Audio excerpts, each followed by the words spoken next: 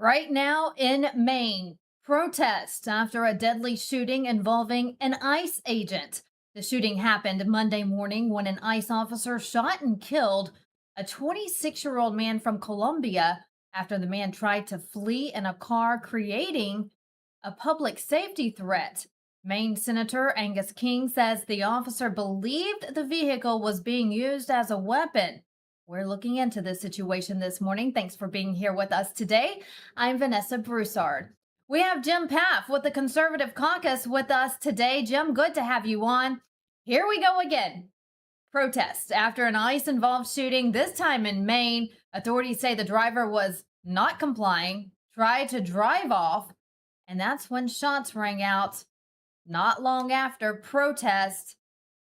What do you have to say about this latest situation? This is really a long line of major problems that we have with people who believe that the manner of protesting can be violent if the cause is worth it. So this goes all the way back into the Obama administration, if you think about it. This igniting of protests because someone is concerned about a certain issue that they say is important to them, but really looks like a well coordinated strategy to put people in harm's way so that they can make police and other authorities look bad if they can do it. And then sometimes it gets way out of hand and someone dies. This is also, at least in the initial reports, not a whole lot different than what happened in Minnesota. And Minnesota was a very well organized, coordinated effort to take down ICE and to make them look bad, that again turned uh, actually deadly because of someone using a car to go after an ICE officer.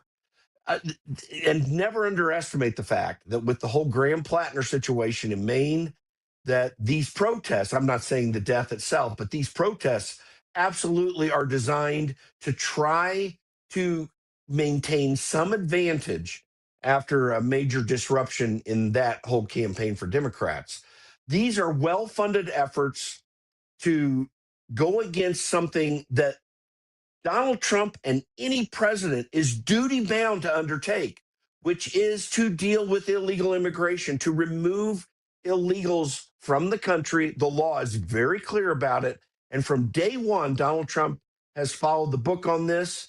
And there are definitely going to be incidents from time to time, as there always are in all law enforcement. But this is absolutely him doing what is right. Someone tried to kill an ICE officer, apparently.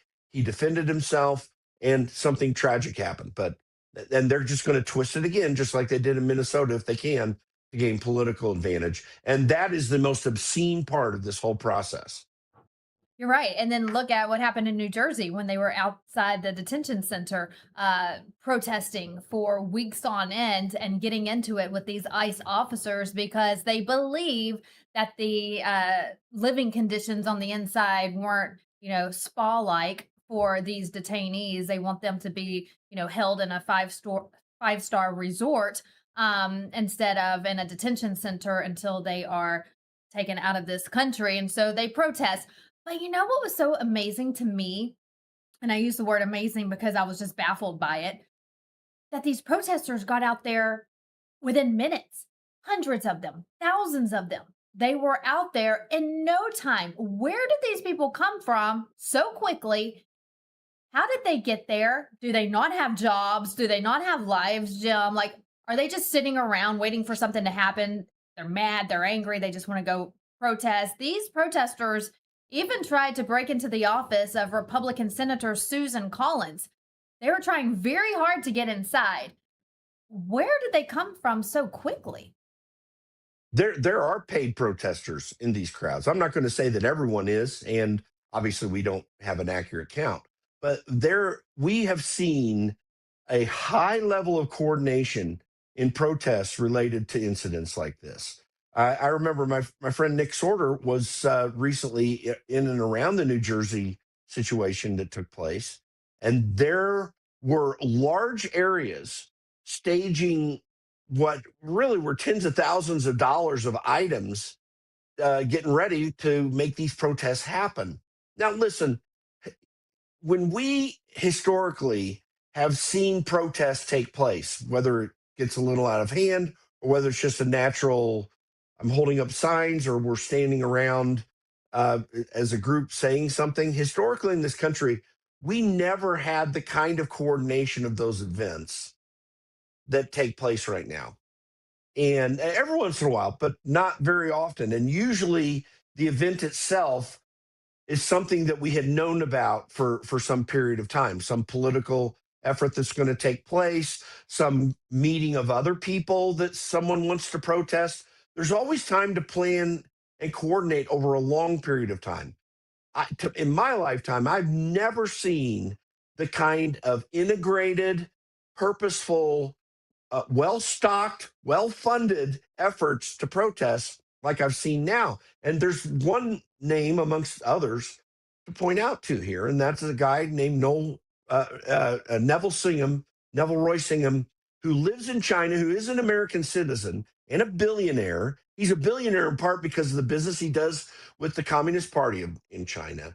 And he has been funding the Democrat Socialists of America, the Party for Socialism and Liberation, that CHIRLA organization, the so-called immigrant rights group in LA that had put together all the violent protests in LA in 2025. This guy has been throwing a lot of money into protests. I don't know for certain that he funded this one, but I would not be surprised if his name comes out of it, because there is a coordinated, organized effort to create chaos in this country through these sorts of things. And there are lots of people being paid to be able to do this. Now, don't underestimate the fact that Boston is close by. And you got a whole bunch of radical leftist Democrats there. So all they got to do is drive up. But the speed with which this happened even almost makes that sort of coordination seem a little absurd. It's almost like they knew what was going to happen and what's going on. And that's something I think needs to be looked into very closely.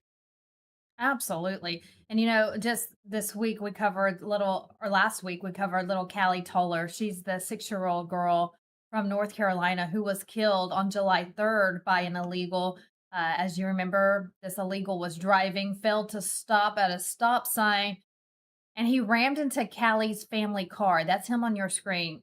Callie's family survived. She did not. Again, just 6 years old, killed by an illegal. Jim, this guy, according to DHS, had come in and out of our country illegally 3 times. This little girl that you see on your screen should be here with us today. But no, she's not because of an illegal alien. Where are the protests for her? Where are the people saying, we want justice for Callie Toller? Not seeing it. But you'll see these crazies out on the street protesting for an illegal alien. I just don't understand, Jim. Well, it's worse than that. The radical left in this country, and by that I mean all Democrats, are actually very positive about illegals even under these circumstances. Listen, we've had problems with violent crime from time to time in this country. Violent crime happens, and it's tragic when it happens. But when you have a group of people politically in this country who not only will not protest what's behind this, which is mass immigration, mass illegal immigration that allowed violent criminals to come across the border without any checks, without any serious effort to slow that down. Um, and that gets praised, and no one wants to push back on it from the radical left. That shows that they almost, I mean, there probably are some of these people who desire these outcomes as a way to push back against those who would not support unrestrained immigration into this country. And that is, I think, maybe the most absurd thing about events like this is that there are people who give no acknowledgement to the wanton murder of American citizens by people who have no right to be here or people who are not citizens. And we all want that to change. They don't seem to want it to change. They want someone to challenge an ICE agent with a car up in Maine.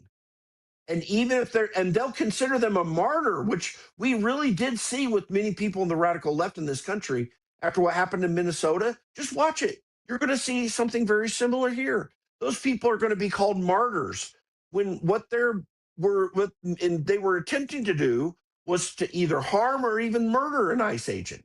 And we have heard calls for the murder of ICE agents. Why do you think ICE agents wear masks?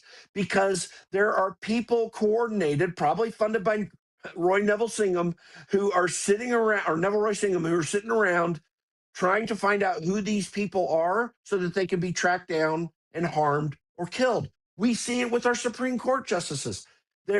I'm convinced that some recent Supreme Court decisions are maybe influenced by the fact that our Supreme Court justices and other judges are worried about the people who are in front of their houses threatening their lives. So I just want to emphasize, when I look at these situations, we need to remind ourselves, in my opinion, that the Democrat Party is not an American party, that they either encourage or directly support this kind of violence, and they absolutely support the wanton illegal immigration of people into this country. We saw that throughout the Biden administration.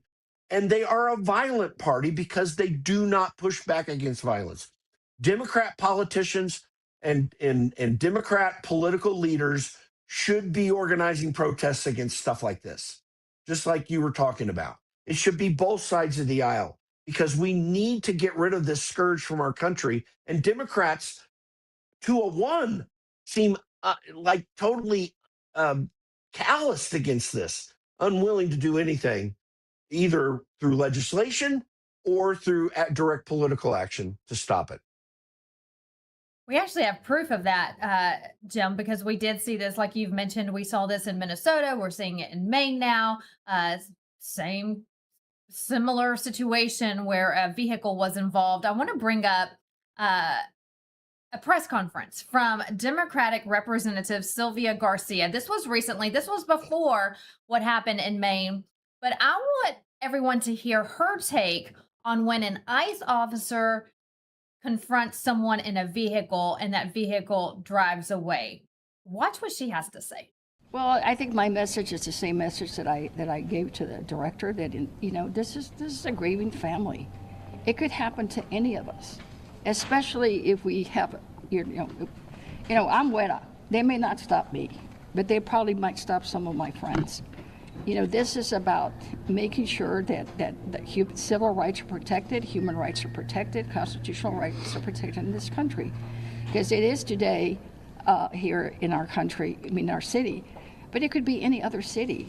And we saw it happen in Minneapolis. We saw it happen in Chicago. In terms of ICE presence, I'm sorry. So we have learned some lessons. Apparently, ICE has learned nothing. If they really think that a car is going to hurt somebody, even a kid would tell you shoot the tires. You don't shoot the driver. So there's a lot of things, y'all, and I know Congressman Green wants to respond to the question about the committees. You can't make this stuff up, Jim. A car is not going to hurt somebody. We have vehicles, unfortunately, that accidentally kill pedestrians every single day. We have fatal car wrecks every single day. But according to this representative, they can't be fatal.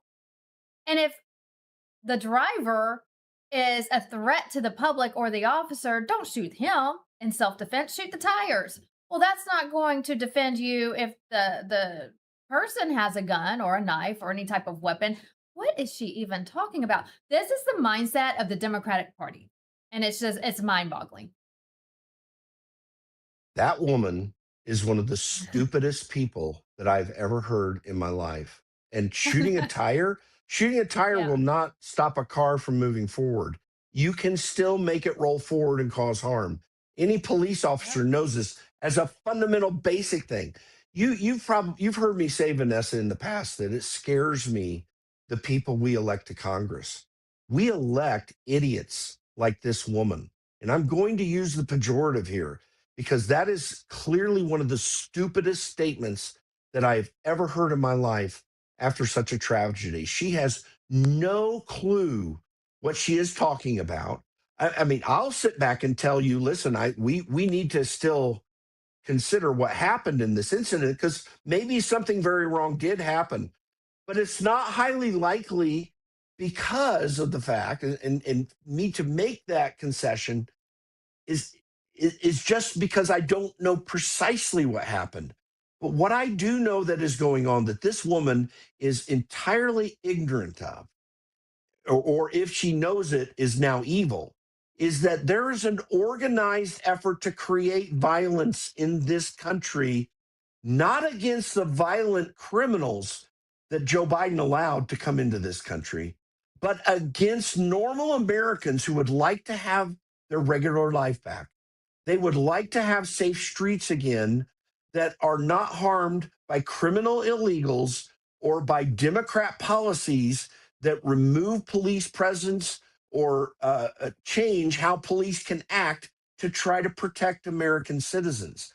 The Democrat Party is a violent party, partially because of the outright ignorance of this lady who wears the congressional pin, or by very real violent actors in the Democrat Party that want the violence to continue because it gives them some political advantage.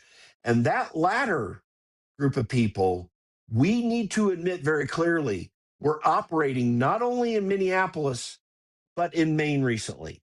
That there is a group of people who support radical leftist policies and or the Democrat Party who are fomenting this the actual violence that took place in Maine is not ICE presence.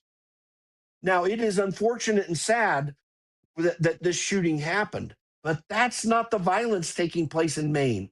It's not the violence that was taking place in Minneapolis. It's the protesters who are committing violence because they're not merely protesting, they are attempting to cause harm to federal agents who have as their duty to perform the services that they're performing.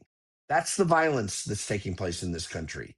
And you can't shoot enough tires to stop it. So it's so ignorant who this lady is. She is so ignorant. But that's the Democrat way, Jim. They think that guns shoot people. We have a they don't. I just don't even know. I'm mind blown. I listened to this woman and I just can't even fathom why people would vote for someone like this, put them in office, like you just said. But that's just the way that they think, and that's the way they turn the tide that the ICE officers are bad, the illegal aliens are not.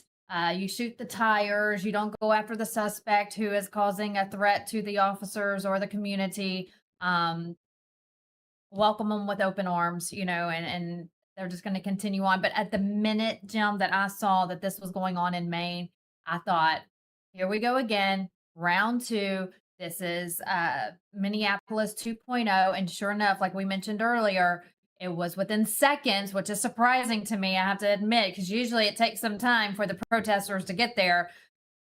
I was just mind blown how quickly these thousands of people storming the senator's office, they were there quickly. So hopefully today things will fizzle down. Whatever happened to judging something by waiting for the rule of law or the investigation to be complete before you judge something. That's no more. Look at the Tyler Robinson case. We see all the chaos going on social media with the conspiracy theories and, this is what I believe, and people going back and forth and fighting each other over it. Can you not wait until the hearing is done and the evidence is provided, which we saw a lot of last week, before you make your decision? And that's the same case here in Maine. Can you not wait until the investigators complete their job before you go out and destroy your city? No, they're just mad. They're angry. They have to have a reason to fight someone, burn things, tear things down, stomp on the American flag, and just destroy. That's what they do in the Democrat Party. Well, don't underestimate the fact that this happened in Maine and what that means, because ICE is operating all over the country. taking illegals, particularly criminal illegals, and still removing them from the country. They've done a yeoman's work so far to get hundreds of thousands of these people out, but there's still work to do, and they're doing it all over the country. And this happened in Maine. Do not underestimate that the one state that Democrats must win if they want a chance of taking the Senate is Maine. It's the only place that they've had any opportunity, and everything is collapsing. And we had this kind of a violent situation happen in Maine where someone used a car. And even if we can determine that the ICE agent should have taken some other action than the one that he did in this instant, it still was the use of a car in a violent posture. Okay. So even if we could find the guy was wrong, which at this stage I don't believe we could, but if we can accept that, it still was a violent protest that was taking place. And in Maine, that is has been recently the most politically significant state for Democrats Right. in this country. They are going to lose it. They're going to lose their opportunity to win it, likely, because of Graham Plattner pulling out. Well, now they just created an opportunity that gives them another shot at maybe winning it. Do not underestimate that someone somewhere made that political calculation. And in the Minneapolis thing is different than that, in that it was an announced effort by the Trump administration to take on another city, and they had been announcing when it was doing this. And it was just violent protests against the Trump administration. But that same political type of thinking, I believe, is likely behind what just took place in Maine. Of all the states where ICE is out and about doing things. Absolutely. We'll see what happens. You're spot on, because with Plattner and now this, the Democrats are just burying themselves right now in the state of Maine. Jim, always a pleasure to have you on the show. Thanks for joining us today with the Conservative Caucus. Love the work you do over at the Conservative Caucus. And we'll be checking in with you soon. I know you're traveling today, so enjoy your travels, and we'll talk to you soon. Have a good day. Good to see you, Vanessa. Now to a Pentagon investigation. A task force has been formed identifying and prosecuting unauthorized leaks of sensitive national defense information to the media. There are moles in the military. Here's more from Pete Hegseth. As you know, we live in a dynamic and dangerous threat environment where access to and accumulation of closely held information is key to understanding our world. The unauthorized disclosure of sensitive War Department information has the very real potential to cause exceptionally grave damage to our national security and the operational integrity of our armed forces. To leak sensitive national defense information and secrets betrays the men and women who wear our nation's uniform. It's a principle as old as war, and in the United States goes back to the founding of our republic. George Washington himself battled leaks, insider threats, and espionage. When a leak of department information occurs today, it's critical that we provide the Department of Justice and other partners in federal law enforcement, including the FBI, with actionable information as quickly as possible. And that's why the Department of War and the Department of Justice have created a joint task force to identify and prosecute leakers. I'd like to thank Acting Attorney General Blanche for his help in this important project. I'm proud that our departments are working together closer than we have ever before, committing manpower and new resources to protect our warfighters and their operations. To combat the dangers that leaks pose, effective immediately, I have delegated tasking authority to the War Department's Office of General Counsel, empowering OGC to request and receive all information, records, and support across the department concerning media leak investigations. All department components and personnel will prioritize these requests, and any taskings issued by OGC under this authority must receive a full and complete response within 48 hours of issuance. Leaked information risks lives. These new tools and processes will greatly assist us in protecting our joint force. The security of our nation cannot be a bargaining chip for those who seek momentary headlines.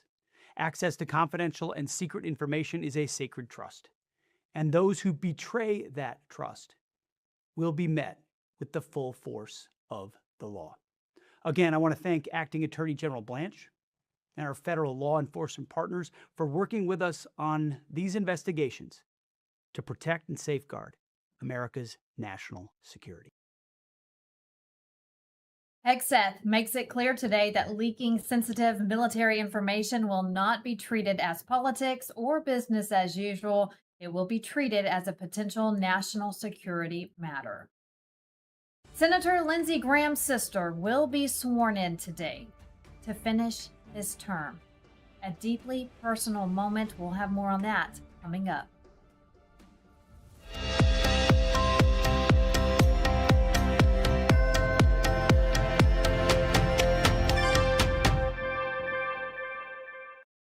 You know, most people think water's just about filtration, but in reality, it's about balance. What gets removed, what gets left behind, and how the water actually behaves once you drink it. Well, many traditional systems focus on one thing, removal. Reverse osmosis, for example, strips water down completely. It may sound ideal, but it removes minerals that our bodies need. The Century Wellness System was designed with a different philosophy. It removes common contaminants like chlorine, fluoride, and PFAS while restoring key minerals like magnesium and improving alkalinity. It also does all this without tanks and without wastewater and without requiring a complicated installation. It installs in about 15 minutes under your sink, so instead of overcorrecting, it brings your water back into balance. Please visit CenturyH2O.com and use promo code Lindell for 10% off your next purchase. Mike Lindell here. The radical left and the deep state aren't just coming for our freedoms, they're coming after our money too. For years, they've been destroying our economy from the inside out with reckless spending, open borders, woke policies that crush our businesses. And now they've left us with an inflation disaster that's wiping out the savings of our hardworking families. They don't want us to be independent. They want us to be dependent on the government. Well, that's not going to happen on my watch. That's why I partner with American Independence Gold. It's a veteran-owned company that's helping patriotic Americans fight back by protecting our savings with real physical gold and silver. And right now, they're giving away up to $15,000 in free silver and a free gold IRA kit. A portion of all the profits go to 9/11 first responders and veterans at the Tunnels to Towers Foundation. The deep state can't touch your gold, so visit MikeLindellGold.com or call 844-714-4653 right now. That's MikeLindellGold.com. Take back control.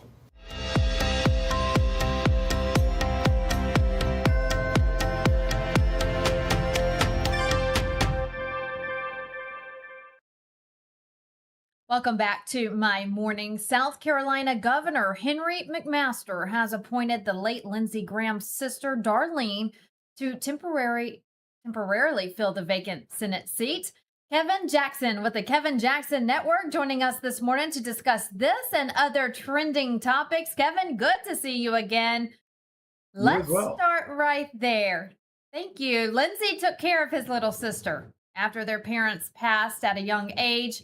Now she's returning the favor. It's heartwarming, yet kind of surprising when President Trump announced that he thought that this would be a great idea for Darlene to fill his shoes for the remainder of the term.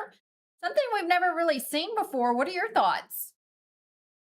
Well, it wasn't quite out of left field. And the Democrats always complain that, oh, there's nepotism and all these other things. But look, this has been done before. When Sonny Bono died, his wife took over for him. There's been multiple examples of this. In Arizona, where I live, Grivalda died and his wife took over for him. So it's not unusual. I think Lindsey did not have a wife, and the rumor was he may have been gay, which doesn't matter to Republicans. So the next in line for him was his little sister. And what people don't realize, Vanessa, is Lindsey's little sister was a fixture in his campaign. She was at lots of rallies and supported her big brother very much. So it's not unusual if you're following politics to that level of minutia. Now, let's face it, the country doesn't know what's happening in this one area of South Carolina. So it appears that we've invented gravity when in fact it's pretty much par for the course. It was the next person that President Trump trusted to take over. And it's just an interim seat anyway, because August 11th is the real primary, the Republican primary. Now that, and whether Lindsey Graham was alive or dead, he was probably going to face some challengers. So the real thing is, will she continue after that? So we're talking about having somebody through August 11th, but let's face it, it's going to be controversial. I think a lot of the controversy, honestly, is probably more around the timing of Lindsey's death. My quip as a comedian is, how does a white rich Republican die before the age of 90? Because he should live a long time. So I know there's controversy around that. There certainly isn't any controversy around the governor, Henry McMaster's. He is a staunch conservative, pretty much, very. I mean, I think cut along the cloth of what most conservatives would want. And I think President Trump certainly trust him, but he did make the recommendation. But McMaster's has been a staunch conservative, even more so, quite frankly, than Lindsey was. Lindsey became that as time went on. And just a quick story: I was with Lindsey Graham in the green room when I was at Fox, and we were having discussions. And this was during the President Trump's first term. And I can tell you, he really had made a transition. And I will say this about him: he was every time I saw him, his views, he was very genuine. Even when he was a rhino and I didn't agree with what he said, he believed it. But when he made the transition and really took that MAGA red pill, he really became a very staunch supporter of the president. And I agree with you. I think there's a lot of people out there, naysayers out there, who are continuing to hold on to maybe his views in President Trump's first terms, like you just mentioned. But so is J.D. Vance, and he's the vice president of the United States. So the president obviously trusts him now. People, I think, what I've seen, Kevin, is in the last couple of days since Lindsey Graham passed away, I'm seeing more respect for him than I did when he was alive. And I think it's because people didn't realize his history, his relationship with his sister, his military service, what all he's really done in Congress for America and for his constituents. And so I think it was after his passing, and this is just my view and kind of what I'm seeing, I feel like there's more respect for him now than when he was alive. What is your take? Well, in death, there's no saying you never get any better than your resume. And the only thing that might contradict that is you may not get any better than when you die, because that's when people are going to go do a deeper dive. I think that Lindsey's his reputation as a rhino was really what destroyed the way a lot of people felt about him on the right. But I think that he redeemed himself at the end of it, because as I mentioned, I think this was around 2017, maybe 2018 when I was with him the last time. And we were just having a general conversation. He's asking me questions, I'm asking him questions. And I can tell you, as I said, he became a very big supporter of President Trump. And this was almost, a decade ago. Now, leading up to that, he was in the McCain camp. And I think a lot of people really despised him, for his views back then, because you kind of almost expected Lindsey to be antithetical to the Republican Party. And I think before President Trump gained traction, I think Lindsey Graham was actually very anti-Trump. But once he switched over, I think it changed. And I can speak personally. I started having a lot more respect for him when he started becoming more of a pragmatist and less establishment Republican. So I think that a lot of the accolades that he's receiving now from the Republican side is based on that. But let's look at the flip side of that. You know, you have Democrats, and I'm going to look at some of these comments. They said the world is a better place today. I'm not mourning Lindsey Graham. Good riddance. One less warmonger. Death doesn't erase years of damage. And one of my favorites, rest in piss. I hope he burns in hell. Sick. So, yeah, on the left, you know, you're going to have this vitriolic reaction from Yeah, them. Kevin, because we get it on the right too. I have seen social media influencers, conservative, you know, people on social media dogging him too. And you know Yeah, what started trending, Kevin? Not to cut you off. You know what started trending is Charlie Kirk's words when he was alive that you can tell a lot about a person and who they are by how they react when a person dies. right, right. And I mean, Well, and to can you your let point, the and to be man? He barely took his last breath, and people right, are celebrating. But it was the same thing with Charlie Kirk. It was the same thing when President Trump was shot in Butler, Pennsylvania. We saw the 2-year anniversary, and we were reminded of that yesterday. But these people are truly sick. If you celebrate someone's death, and we saw this with, you know, the rumors going on with one of the senators that's been in the hospital. yeah, McConnell, People are wanting him to die. It's the most right. disgusting thing I've ever seen. You may disagree with their politics, you may disagree with who they are and what they believe in, but you don't wish death on people. Well, I will agree with you that we're talking about the both sides issue, and I personally hate that because I will tell you, I believe this in my heart of hearts. If you're a true conservative, you're not happy when somebody dies. It's just a fact. When somebody dies, you feel for them as a human. You feel for the people that are going to mourn them, that lose them, etc. Look, uh, I was no Lindsey Graham fan, and years ago, had he died when I wasn't a fan of his, and I wouldn't call myself a fanboy, but I'm saying I don't feel what I felt for him now that I did a decade ago. But had he passed, excuse me, had he passed a decade ago, I wouldn't celebrate his death. And I think that that is the true barometer of, are you a conservative? And I think that you bring up a good point here, because we've been infiltrated as a conservative movement. MAGA is very different than the conservative movement because MAGA is pragmatic. It's not about Republican, Democrat, left or right. It's about pragmatic politics. If you should close the border, close it. If we should deport people here who are here illegally, and give status to the people who've come here legally, do it. We should get criminals off the street. They should stay in prison. We shouldn't reward bad behavior. And I could go down the list of things that have been done from a pragmatic point of view that conservatives and MAGA stands for. When you start to nuance conservatism and we say, well, we have some like that. No, we don't. A true conservative does not celebrate the death of anybody just because you don't like their politics. I can tell you this. If Barack Obama were to die today, I would mourn for him and his family and those who miss him. I don't like his politics.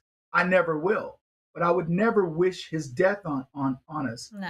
And so I think that's the difference. And we've got to make sure that people understand that's the difference between us and them, because then we get into the both sides argument. Well, I've seen people on the right. Have we really? I mean, when you look at those people, I mean, when I got fired from Fox, I had bots attacking me like crazy. And people were like, Kevin, you got attacked. I said, look at these people. They have 2 people. They got signed up today. These are bot farms. When you look at the conservative movement as a whole, you're going to be hard pressed to find anybody that is a true conservative celebrating anybody's death. And Charlie Kirk, who was a personal friend of mine, and he was like a little brother to me. The people that celebrated his death they were legit, vile, cruel people making videos about the death of a young man who, quite frankly, was a national treasure. You're so spot on, you know, and you know, to elaborate more on Mitch McConnell, just a little bit of time had gone by since Lindsey Graham had passed away, and his office released a picture of him, Mitch McConnell, in the hospital with his wife by his bedside, saying that, you know, in a statement that he's doing better. This is what happened. This is what he's going through. And immediately it's like the floodgates opened. Here come the conservatives also, almost wishing that he wasn't alive. And I'm thinking, or they're saying that the picture isn't real, it's AI, this is a picture from the past. Maybe it was, but the point here is you don't wish ill on people. You don't wish Well, death I on do want to people. You make a don't wish distinction harm on on the people. McConnell. I do want to make a distinction, Vanessa, on the McConnell thing, because the McConnell, and again, from life and death, my statement I said earlier stands. I don't wish McConnell to be dead. I know his wife will miss him and his family and many of his supporters. I listened to Scott Jennings talk about him, and he loved the man. McConnell made his career. So we all have people that will admire us no matter how vile we are. There are probably people who like Ted Bundy for all intents and purposes. But here's what I will say: with McConnell, it's a different story. We don't feel like, as conservatives, we're getting the truth. I don't think McConnell is in good health. I don't think he's making comments. I don't think, the meme is everybody's been spending 20 minutes on the phone with him since his demise. And so I think that when we feel like we're being lied to, we will attack the lie and we will mean the lie. But I don't think, and I'm, by the way, I'm not speaking for all folks about this. There are people that do not like Mitch McConnell's politics, and that's translated over into how they feel about him as a human being. But I still stand by my statement that a true conservative can separate the two. I cannot stand Mitch McConnell's politics. I think he's been so detrimental to the Republican Party, he might as well have declared himself a Democrat. But I still feel bad that he's in the situation that he is. But look, it's life and death. We're all going to face that moment. And it's funny when I used to get death threats all the time when I was on TV a lot and talking about these types of issues, specifically blacks and policing and things like that. And I just remember thinking, I'm going to die one day, and there are going to be a bunch of people going, "I'm glad he's dead," and rest in piss and all the other things that have been going on. But that's sadly the way life has become. And I'm going to say this again: it is not our fault. The vitriol and the hatred and the things that have led to the moments where people say rest in piss and talk about these people as if life and death have no meaning has come mainly from the left. When you look at this, going back to Scalise and the Democrats trying to kill him over his politics, the assassination attempts on President Trump, the death of Charlie Kirk, the number of conservatives that have been beaten down, or in the case of Ashley Babbitt, shot because of their politics. And the left has allowed this to happen. The protest in front of the Supreme Court House, the homes of Supreme Court justices. And I could go down this list of things. Conservatives are not out doing that. I have so many beefs with leftists in terms of politics, but I would not get out of my seat, leave my office or my studio to go hurt somebody. I will go protest you, and I will say, I will tell you what my beef is with you on TV and various other media. But there is nothing inside of me that wants to hurt you over your politics. We can argue about left and right and go to dinner together and have a steak, I love it. Yes, have a normal conversation. So if you're one of those people out there who wish death, change your ways, America. Never wish death. Everyone has a loved one at home. And back to Lindsey Graham's sister, I just want to make a mention before we move on, Kevin, that she will become South Carolina's first female U.S. senator when she is sworn in this afternoon. So we will have coverage of that here on Lindell TV. Let's go to Michigan now. This is a fun one. Looking at the Democratic polls there, what are you seeing? Well, the thing that sticks out most to me is the Indian guy. I think his name is Sri Thinadar, and he's gonna get primaried, and the polling is showing that he's likely to lose. And I find it interesting because this guy was the Al Green, and I'm not talking about the singer Al Green, the Texas Congressman Al Green of Michigan, because 7 times this guy has asked for the impeachment of President Trump.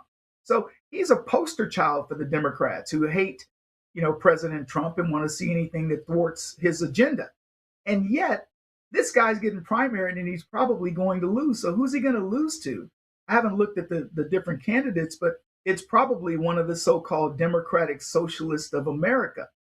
And what I think the bigger issue there and what people should be looking at is how the Democrats are beginning to eat their own. I mean, we've seen 4 official Democrats lose to DSA, including Goldman, out of New York, which is probably the most surprising.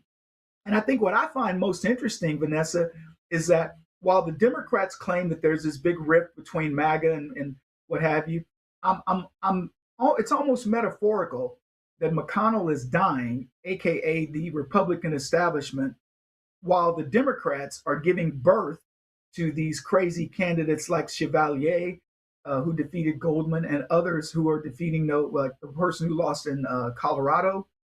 And so they're giving birth to this new movement that is, quite frankly, a cancer inside of the Democratic Party, but they can do nothing about it. If you compare the two, MAGA has certainly become the leader of the Republican Party. And I've taken a poll, and we can do it right now with your audience, and I will guarantee you I'm right about this. Vanessa, who is the leader of the Republican Party? Donald Trump. Donald Trump. There's nobody that will argue that with us.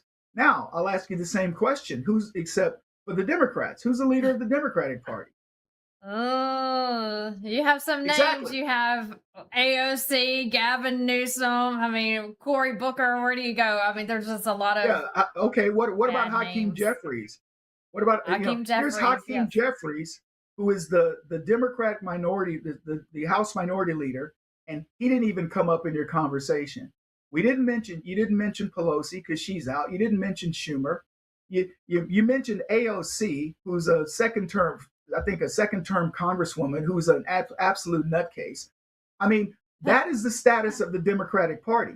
So when you look at what's happening with this DSA, and it's not nearly as bad as people say, at least in my opinion. I think that they're an outlier. They're the coffee party. They're Occupy Wall Street.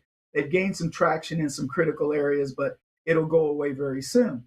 But Michigan is a perfect example, in my opinion, of a guy who theoretically should have probably gotten reelected. He hates Trump. He's trying to get him impeached, but the Democrats destroyed him. Plattner, another example, DSA candidate, gets destroyed. Now, I heard the interview before I came on, and that gentleman seems to believe that we've got to worry about Susan Collins now in Maine, but the Democrats have a problem, an optics problem, that you had a Nazi rapist that you were okay with, and it took an entire movement to get him out because they wanted to keep him in. He almost made it to the finish line, and now you want to substitute. You want to pull a Kamala Harris. So if that's your modus operandi, I think your party is watching you, and I don't think it's going to go over nearly as well as they say. Sri Thanadar, he's a interesting one. Back to him. That Just primary say- is August 4th. Not doing too well there, but why should he? He's a disaster. So we'll continue to watch that. Kevin, we only have a few minutes left. I want to take you to Hollywood now. Holly Weird. They've gone woke, as we know, and it comes in the form of their latest movie that's out. You know, I love the lights, the cameras, the action, but I don't love the wokeness in the industry. They have just destroyed the great city, the industry. It's just go woke, go broke, right? So let's talk about the latest example, and that's the Supergirl movie tanking at the box office, probably because their main star of the show is as woke as they come. Yeah. I think it's a perfect metaphor for the Hollywood, the movie Supergirl, perfect metaphor for leftism. First of all, Hollywood, no new ideas. So look at the Democratic Party. They have no ideas that anybody wants. They're unoriginal. And so they give you these retreads, and the retreads are all woke, right? Why can't we have Superman? If we have Superman, why do we need Supergirl? And, but Hollywood goes, well, let's do it. Let's make it to where women are empowered, etc. There's other ways to do that, very much more creative, but they give us Supergirl, who, by the way, happens to be gay. And, and there's a host of other things wrong with it.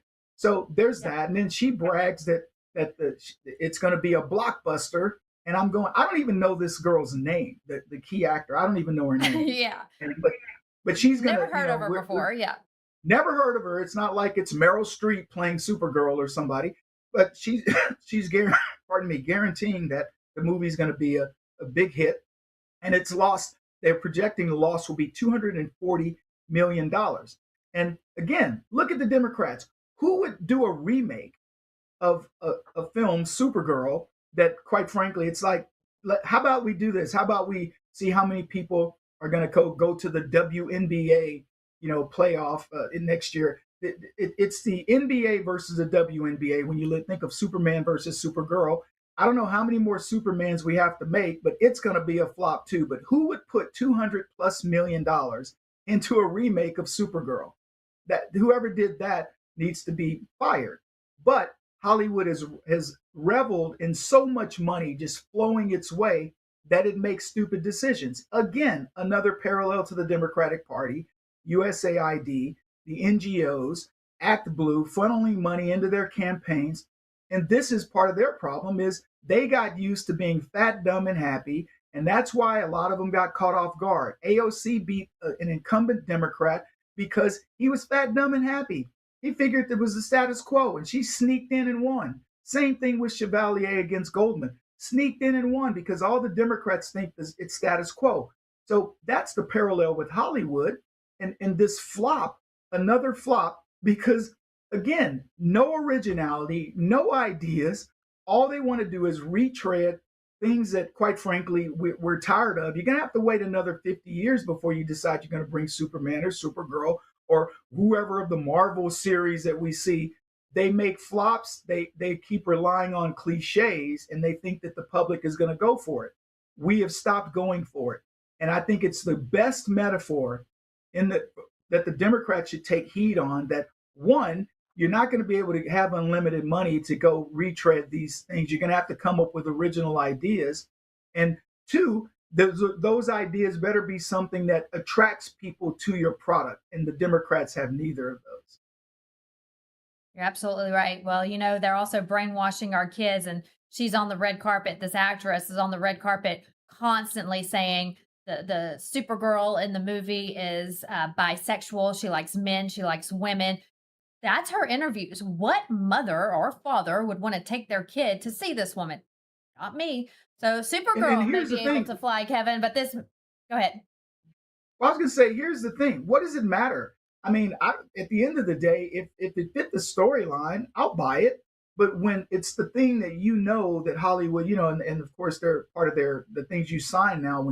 I have a film company, the Flick Fest, but as you sign for movies in Hollywood, you sign a thing that says I'm going to put BIPOCs in my film, which is by Black, Indigenous people of color, and I'm going to feature, LGBT. All those elements are in a signed agreement when you sign a film in Hollywood. So when we talk culturally, this is what I preach all the time to the right. We've got to win back the culture. We've got to support the things that matter to us, and that's why I started my film studio. That's why Angel Studios started theirs, and they're doing very well. I hope mine catches up with them soon because I think I make better films. But the point is, we've got to make an alternative. The same is true with music. We've got to do the same thing there. So those are the types of things that I think the conservative movement needs to focus on and win back the culture. And then we'll stop fighting these useless, meaningless wars. We won't worry about the Sri Thinadars, and we won't worry about the Al Greens, and we won't worry about some of these other lunatics in the DSA party, and because people will see them for what they are. And I think we've got to give conservatives enough of a backbone with the stories that we present, that you could come on every morning and present, to show them that the sane people really do run the country. We just have to be more vocal about it. Spot on again, as always, Kevin Jackson. We are out of time. I'd love to talk to you. We could talk all day. We could. One day we will. You mentioned having a steak earlier. One day we'll have dinner and just talk about everything and everyone and solve all the world problems. Always a pleasure to have you on the show. Thanks so much for stopping by. Okay. Let's take a look at Wall Street opening bell numbers right now. A live look from MarketWatch.com. Dow, S&P 500, and the NASDAQ. Real quick, the consumer price index numbers just came down, down 0.4%. President Trump touting that really good news on Truth Social right now. So that made the stock market skyrocket. So good news, good report there. A quick look at other headlines we're following. Dr. Anthony Fauci is scheduled to testify before the Senate Homeland Security and Governmental Affairs Committee on July 29th. This could be a major hearing over the origins of COVID-19. Biden, as you know, pardoned Fauci before leaving office. Foreign policy expert Gordon Chang chiming into my post saying this: due to his pardon, Fauci has no Fifth Amendment right against self-incrimination. Interesting take there. Mark your calendars for July 29th. I do want to close with our prayer of the day, as we always do. Looking at our Bible verse of the day coming from the book of Psalms. The Bible says this: this is the day which the Lord has made. Let us rejoice and be glad in it. And that'll do it for us here this morning. Thank you so much for joining us today. We will see you all same time, same place tomorrow. Have a great day, America.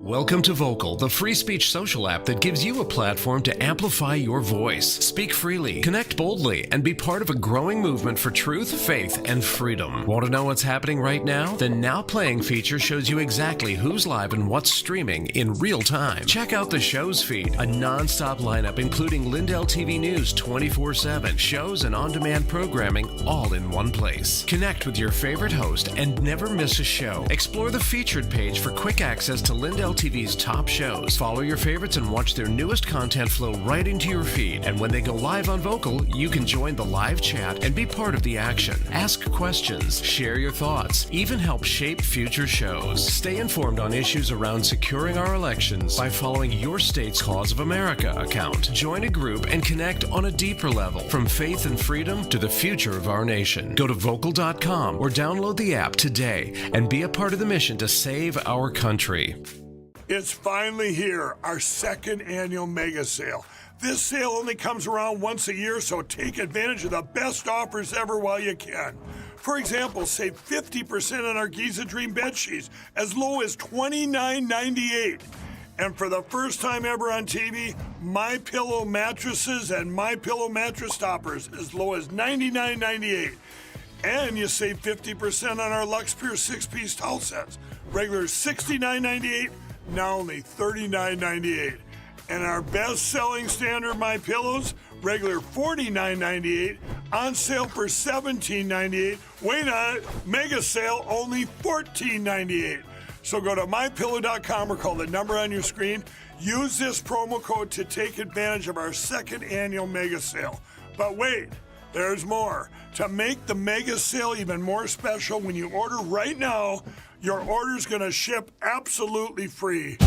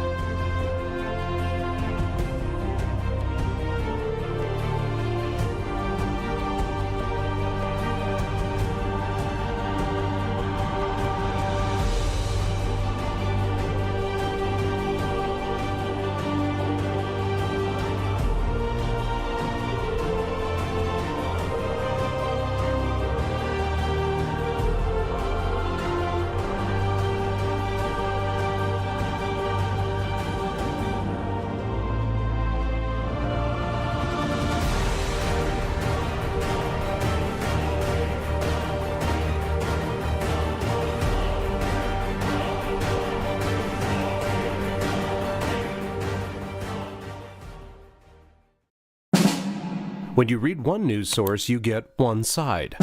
When you read two sources, you get an argument. Read 40 sources, and you get the truth. LindellReport.com, the only place you ever need to visit for your news. From LindellTV, over 40 trusted outlets in one place. No editorial gatekeepers, no hidden bias. Just the day's news. Balanced, unfiltered, ready when you are. Whether you lean left, right, or straight down the middle, this is where you start your day. One click, one feed, one truth. The decision is yours. LindellReport.com. The news you need, the balance you deserve. And like everybody else out there, I have used my arm, folded my pillows, got migraines in the morning from sleeping on poor pillows, and pillows are the problem. There is no bigger problem than a pillow. My patented fill adjusts to your exact individual needs, and it holds that support all night long to take the pressure off your shoulders and keep your neck aligned. One's the size of a quarter, one's the size of a dime, and one's the size of down. Inside every pillow, they're interlocked together. You see how that holds? Oh my gosh. That It's will soft, not but migrate. supportive. Wherever you set that, you get exactly what you need for your individual neck support.